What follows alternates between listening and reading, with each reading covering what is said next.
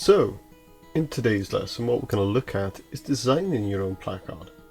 So to start off, what was the topic you picked when you did the Obama? I did Save the Whale. Maybe look at the slogan you chose, your favourite slogan out the ones that you put on the Obama poster maker. So, for me, a whale.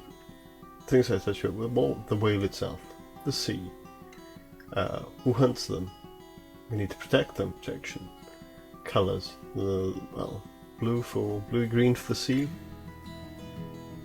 the whale itself I guess is grey, or black, or depending on which one it is, in the sky, different type of blue. So just gathering together ideas, preparing me for when I make the plaque. And I don't mind if you make a few practice runs of black, but I've got an idea in my head now of having the whale in the centre, and then what I'm going to do then is I'm going to craft the words around him so they bend around his body, and they're going to act as the ocean itself. So what I've managed to do here is I've got a picture of a whale, a killer whale, up on my phone, and I'm sort of looking at that for reference every now and then, looking at its markings, looking where things are on it, and just finishing off the detail. And then I'm going to think about what I'm going to do with the letters. Now, as I've said, I'm going to change Save the Whale into sort of waves and splashes of water as this whale jumps out of the sea. So it all becomes part of the same picture, making sense. I'm shaping the whale on the underside and the bottom. Okay, I'm just going to turn it to make it look more and more like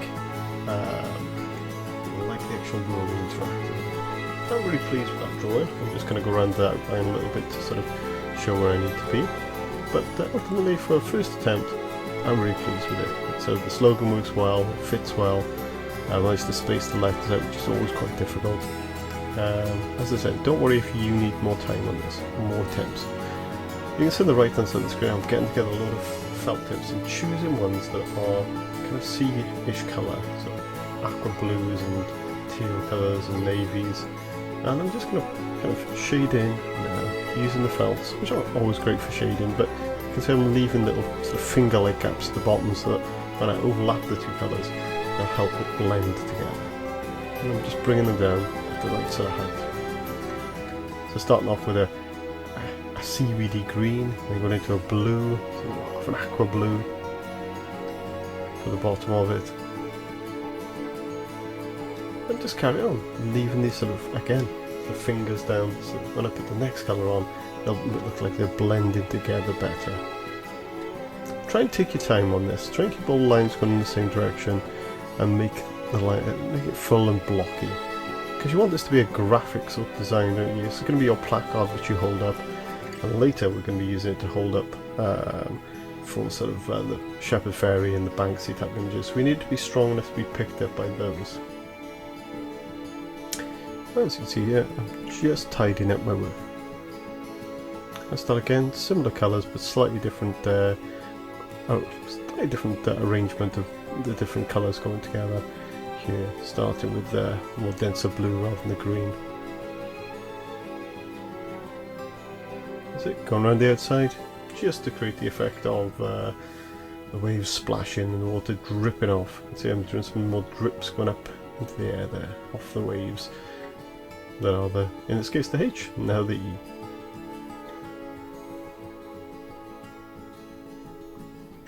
Just be careful to select your next colour. I've gone slightly lighter, so I've gone from a middle blue to a lighter blue. And it's worked really well, I think.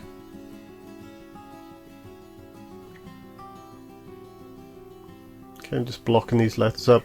The letters at the top I'm only doing in two sort of colours, whereas the ones at the bottom I'm making sure that there's sort of three colours in there to show the sea and the seaweed against the sky and the waves.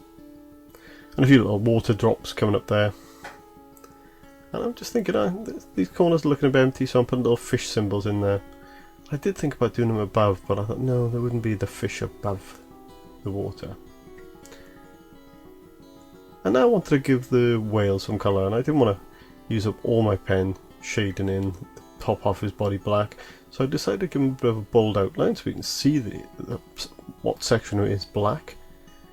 And you see I've given myself this bold outline, now I'm just going to fill it in. It takes a few little minutes, but it's kind of works nicely when I do.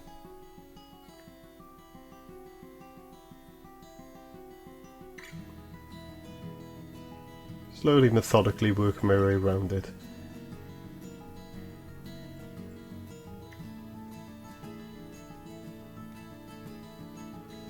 There we go, almost there, just blocking in his other fin, flipper, and then put in the more delicate sort of tail at the back in, with a few little bits of detail. Rather than blocking it all in black, I'm going to put dots. I'm going to make quite a graphic, almost comic book style placard, in the same way it's almost shown it's like an old printing process. I think it looks really cool. Suddenly makes it far more interesting, far more artistic and graphical. Said there wasn't enough dots, so I've gone back and just gone at it and really attacked it with putting on as many dots of black that I can. There's an outline there to show this all one thing. I'm kind of going to do the same now with this sea. I'm just tidying it up with the save that was there, giving it a little bit of a drop shadow effect. I put the line just on one side of it. It's quite effective, makes it stand out a bit harsher.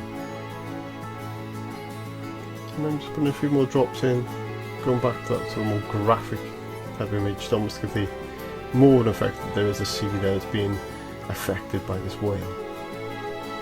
Okay, go back to some outlines, just not all the way around it, just to kind of sharpen up some of the edges. And there we go. I'm pretty pleased with that. Oh, let's put a bird in the corner there. I wasn't happy. All the fishes were about. And well, over to you now. So good luck.